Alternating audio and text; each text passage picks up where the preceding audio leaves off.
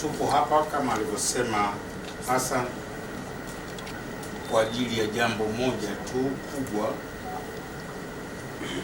la kuelekea mechi yetu ya tarehe 30 Oktoba, Jumamosi hii ya 2021 pale kwenye dimba la Benjamin Mkapa dhidi ya Azam FC, mechi itakayoanza saa 1 kamili usiku. Hii ni mechi yetu ya 4 kwenye msimu huu wa ligi kuu ya NBC,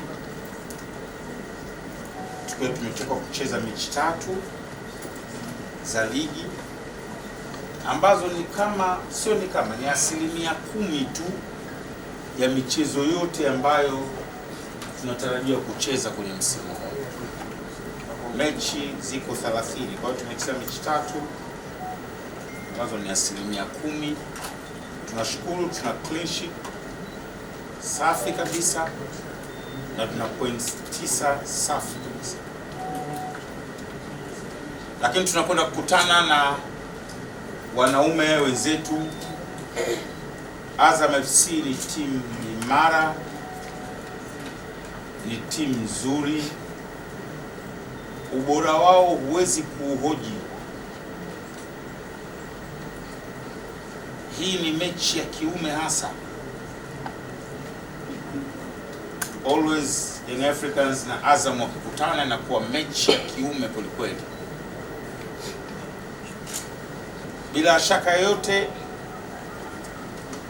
tunakwenda kucheza nao na heshima kubwa, tukiwapa kama wapinzani wetu wazuri kwa miaka mingi mfululizo. Ni washindani kwelikweli kwenye ligi kuu na wamesajili wachezaji hasa. Ukiangalia aina ya wachezaji wao, juzi nilikuwa naangalia wanacheza na Al Masry kule, wameimarika. Ingawa wamepoteza ule mchezo, lakini wameimarika. Unaona the way wanavyocheza, aina ya wachezaji walionao, investment walioifanya.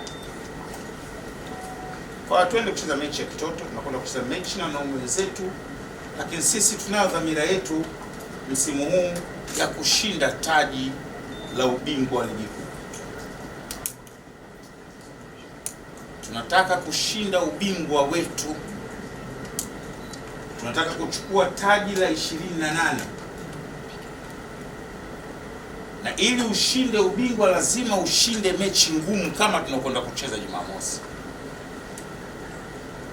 Benchi la ufundi na wachezaji wetu wanalijua hilo. Ukitaka kushinda kombe hiki lazima upate upinzani na ushindane na ushinde kwenye mechi ngumu kama tunakwenda kucheza Jumamosi jioni pale. Kwa dhamira yetu ya msimu huu, tunaamini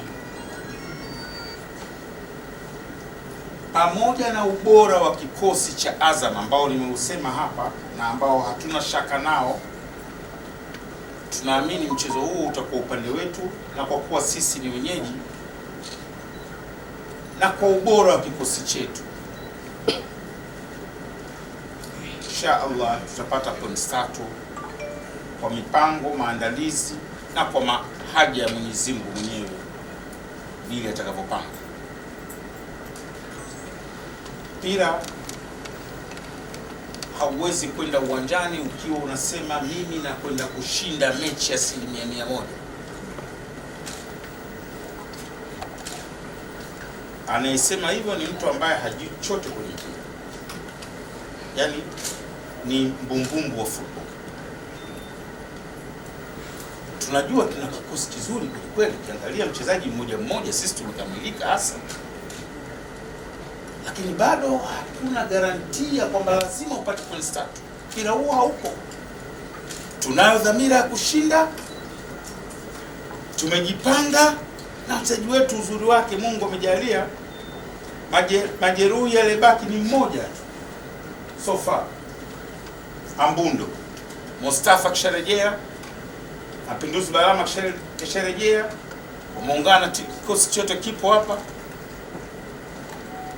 na tumetoka kucheza mechi ya mwisho Songea pale, naendelea kucheza mechi mazoezi kule kambini Avic.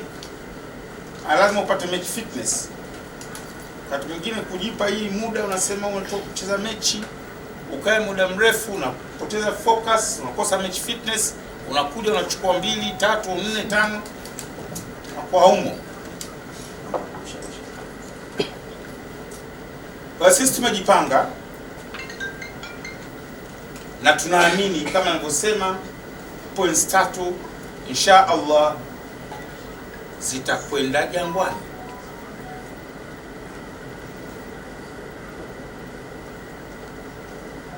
Hii mechi ni mechi maalum, na ndio maana tumeita hapa leo. Tunao mpango, nadhani nilisema kwenye kabla, nadhani wakati press gani pale Kaunda, kwamba mechi za Yanga ziwe ni mtoko, iwe outing. Yaani mtu akenda uwanjani kwenye mechi ya Young Africans anakwenda outing, kama vile mnavyokwenda kwa beach kula miogo, au mnavyokwenda Elements kucheza disco, au mnapokwenda Tonga Pipeta au sijui wapi kucheza. Basi ni mtoko kamili, ni outing. Kwa tunao mpango na tunaanza na mechi na Azam, zile mechi ambazo sisi ni wenyeji. Tutaweka pale burudani za aina tofauti tofauti nyingi, zikiwemo mziki wetu ambao sasa hivi uko juu wa Bongo Flava.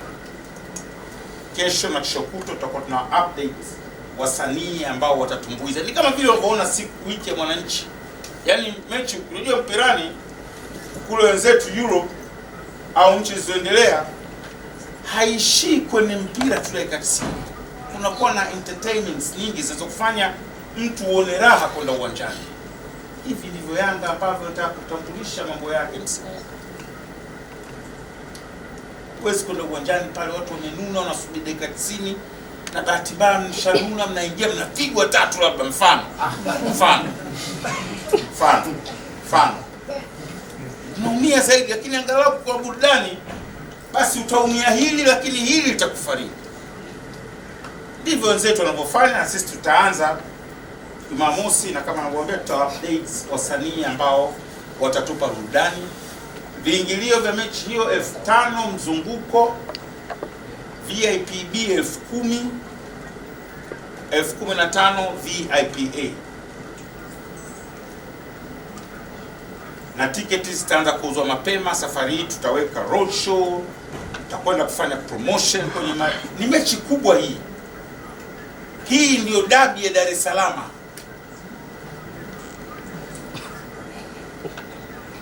Hii ndiyo dabi rasmi ya Dar es Salaam. Sio mechi ya mchezo. Na ukinambia mimi mshindani mkuu wa Yanga kwenye ligi kuu ya safari ni Azam FC,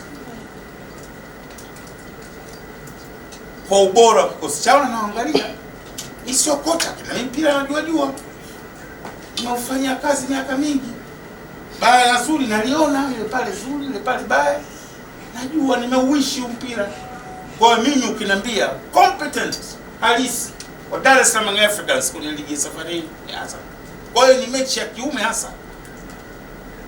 Tusichukulie poa Azam, lakini na wao wasituchukulie poa. Heshima tunaowapa sio ya kuigiza, lakini tunamaanisha tunawaheshimu kama club nzuri ilo invest. Lakini Yanga usichukulie poa. Yanga safari ni kitu kingine. Una Bangala Sheikh, yani guys, una Alhaji Mwamba pale Khalid. Unahitaji nini? Unapata wapi combination ya mido kama hizi? Hapo sijamzungumzia. Si mnamjua? Ndugu zangu, mnamjua? Kwa tuko serious na ubingwa, na ile returns of the champions ndiyo slogan kuu kwenye ligi ya safari hii. Tunaendelea nayo. kokote pale unapozungumzia Yanga kwenye msimu huu, tunataka kikombe chetu. Sisi ndio mabingwa wa kihistoria wa taifa hili mara 27, mara 27 guys. Zungumze vitu tu kama umeelewa. Mtu wasanii mkubwa, timu yangu kubwa, wapi ukubwa unapimwa kwa nini? Ukubwa unapimwa kwa nini? Ukubwa wa club unapimwa kwa mataji kwanza. Tunaposema Real Madrid ndio club kubwa duniani kupita club yoyote, ndio club kubwa kwa sababu wanaangalia trophies walizokuwa nazo. Nadil Ahli wanaposema ndio club kubwa Afrika kupita club yote, wanaangalia kabatini brother. Hawaangalii porojo za kusema tu mimi mkubwa wakati mataji una viduchu. Ahli, Nadil Ahli wanaitwa wale. Yanga ina mataji ya ligi kuu 27. Sijazungumzia yale ya Tanzania nzima, yale yalikuwa ni ligi ya Muungano. Sijazungumzia na mataji mengine, yani jumla mataji yote ya Yanga yanafika 200 hivi. Hii tena nazungumzia baada ya uhuru. Huko wakati wanacheza kina Mzee Kondo Kipwata nyuma huko kina Captain Malik huko, tulikuwa na mataji mengine ya hatari mengi mno. Yanga ni mtu anazungumza kuna klabu kubwa nchi kama Yanga. Juzi tumeenda Songea, nchi ile mji umesimama. Mji mzima pale. Nimesafiri kwenda Songea na klabu nyingine, nimesafiri, nimekwenda Bukoba na klabu nyingine. Nakwambieni through my experience, Yanga ni kitu kingine ndugu zangu. Muisikie hivyo. Mimi nilikuwa maarufu, lakini maarufu wangu umeongezeka mara milioni toka nimeingia Yanga. Juzi nimeona trafiki mmoja maskini ya Mungu, mahaba yake kwa Afrika kapiga sote. Usitetee na mahaba. Yanga sio kitu cha mchezo jamani. Tunaimba tu, Yanga tunaichukulia poa. Inatokea kuna wakati inatokea kama vile ulivyoona Ahli wana mataji nadhani 9 kama sikosei ya Afrika peke yake. Lakini walikaa miaka fulani hawakushinda hicho kikombe. Even Real Madrid wana mataji mangapi ya ubingwa wa Ulaya? Lakini hata sasa sio wao bingwa mtetezi. Na kuna miaka hajashinda ubingwa. Inatokea, ndio mpira ulivyo. Liverpool walikaa miaka zaidi ya 20 na 30 sio kama 20 na ngapi? Mara mwisho walichukua 1990. 1990 watu wengi mjaje duniani. Wakaja wakashinda na wamerudisha hadhi yao. Juzi sinaona mtu kama 5. Hapo wenzetu kwa unafungwa 5 wala hamna kusalitiana. Yule mnamaliza mechi. Assalamu alaikum, kila mtu asema bana tumefungwa. Ni mpira huu. Unajua pole niwaambie kitu. Na hii hata tena hii nasema na wana Yanga wenzangu. Pamoja na ubora tunaotamba nao wa kikosi chetu, lazima kuna siku tutafungwa. Purely that's the football. Hata uwe vipi. Yaani sisi hapa tunabangana, sisi tuna mwamuzi tu wote wale. Lakini ipo siku aidha kwa ubora wa wapinzani wetu siku hiyo au kwa sababu nyingine yoyote ile, wachezaji wetu waliamka vizuri, mechi imekataa, mmeenda kucheza kwenye uwanja au plani ya mwalimu haikuwa, inafungwa. Huu ndo mpira. Na kuanza kujiandaa. Yaani ukiwa mwana Yanga halisi na unashabikia mpira, unashabikia klabu hii, lazima ujue kuna siku timu yako itapoteza. Tusiwe kama wenzetu ambao wakifungwa tu wamesalitiana. Hakuna mpira wa hivyo. Haupo mpira wa hivyo. Hiyo ndio azimu. Unakuwa kiongozi wa mpira au mshabiki wa mpira, yani unapata wapi legitimacy ya kuongea mambo kama vile timu yako wewe ni bora kuliko wale the Giants of Brazil 1970, Pele, Dani Jazinho, Carlos Alberto Pereira. Wewe unawafikia wale na walifungwa. Wewe unafikia the dream team kama Barcelona ya 1992, Risto Stoichkov, George Hagi, Romario de Souza, wote wale left footer. Bakero, Pep Guardiola wamefungwa. Wewe timu yako ina nani wewe? Ni watu vipi nyinyi mnazungumza maneno ya hayawani? Sisi tunapata uongozi, tunapewa dhamana ya kuongoza mpira, ya kuongoza clubs hizi kubwa, halafu tunaaminishana kwamba timu zetu zistahili kufungwa. Wana Yanga chonde, akili ondoi. Hiyo ni akili ya kimatope. Nasema hata tumlete Messi acheze kule mbele na kina Mayele, nyuma yao au mbele yao Ronaldo, ipo siku pale tutafungwa. That's the football. Hii lazima tuanze kujijenga kisaikolojia hii. Yaani iwepo. Hakuna timu itakufungwa, lakini ndo mpira. Ndo mpira. Mwaka 1999 mimi nafanya marejeo makubwa ya kimpira. Manchester United ilishinda makombe matatu ngumu sana kwa Uingereza kutokea. Walishinda FA, wakashinda ndani kwa Barclays Premier League kama sikusei, wakashinda na Champions League. Hey. Oh, subhanallah. Wakaingia ngao jamii. Kilichowakuta kwenye zile Super Cup ngao jamii wakaenda kwa bara tu. Ligi iliyofuata pachuru. Mungu nisaidie. Young Africans hii Yanga. Hakuna mimi katika kukua kwangu. Achana hizo walizocheza wazee wangu ambazo hizo sikuziona. Mimi katika kizazi kukua kwangu niliwahi kuiona Yanga bora sana 1983. Nilikuwa mdogo kwenda pale Taifa. Pale katikati alikuwa anacheza Juma Chama na Isia Kasa. Chuku. Double center. Huku Yusuf Ismail Bana, huku Ahmed Amasha. Goalkeeper Miskini. Midfield Charles Boniface Mkwasa na Juma General Nkambi. Omari Hussein anaanza na Hussenidi.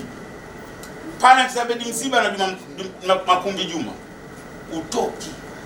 Simba hiyo alitoka zake Brazili kwenda kujiandaa kucheza na Yanga, kaja pale kwa Mkapa wakati wanaita Taifa kama alichofanya juzi, ndio ilitokea hivyo.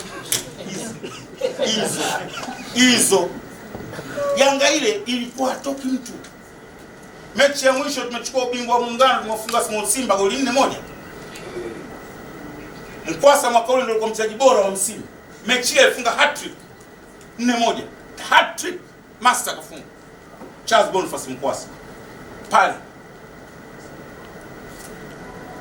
tukaingia na ubora wa kikosi ule, wakaongezeka tu wachezaji wachache. Kwenye series yetu hatukufanya vizuri. Kwenye ligi ya klabu bingwa Afrika tukatolewa. Ligi ya na ubora ule, Mkwasa yule, Makumbi Juma yule, Amasha yule. Tulionyeshwa mpaka na CDA. Ndio kwanza alikuwa mpanda ligi kuu. That's the football.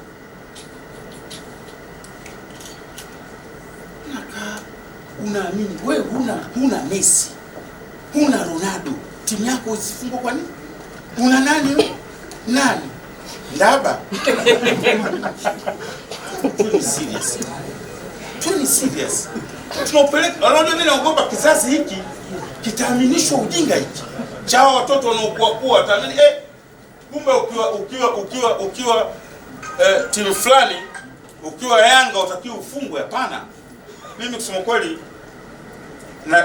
naheshimu sana kitu kimoja nilichokipata kutoka kwa Yanga. Washabiki wa Yanga hawajioni miungu watu. Sio washabiki. Washabiki hata wa Simba hawana shida au Azam au Posti. Yaani viongozi nazungumzia. Sorry. Hawajioni miungu watu. Wanakubali nadhari za kimpira. Wanazikubali. Yaani huku nimejifunza kitu kipya kwamba huku mpira unazungumzwa tu kwamba tutafungwa, tunaweza tukashinda. Hakuna huku nadhari za kusalitiana. Kwa ukiona kila timu inapofungwa wamesalitiana, kuna kitu wanakificha nyuma hapa sasa. Tunashinda sisi, tumefungwa hapa. Finali FA. Mimi sija kuna usaliti. Hebu pateni picha na kuopeni swali moja tu. Nendeni mkajiulize. Kuna mchezaji wetu alikuwa red card, si mnamjua? Ile mechi ya finali FA. Hamjui? Mugogo, si ndio? Rafu ile katika hali ya kawaida ingetokea angefanya mchezaji wa upande wa pili kwa mchezaji wetu kwa staili ile ya rafu, wallahi yule mchezaji angetolewa kafara mchana. Angetolewa kafara, angeonekana kasaliti. Shehe, Yanga ni msimu mkoko kalaumiwa. Watu wamerudi wametufunga basi twendeni. Wamekuja juzi kwenye ligi tumafanye tu. Kule chani. Mpira timing tu. Kuna kao sema tumesalitiana. Hii leo nalikemea kwa sababu naona linaachwa. Halizungumzwi katika ubora wake.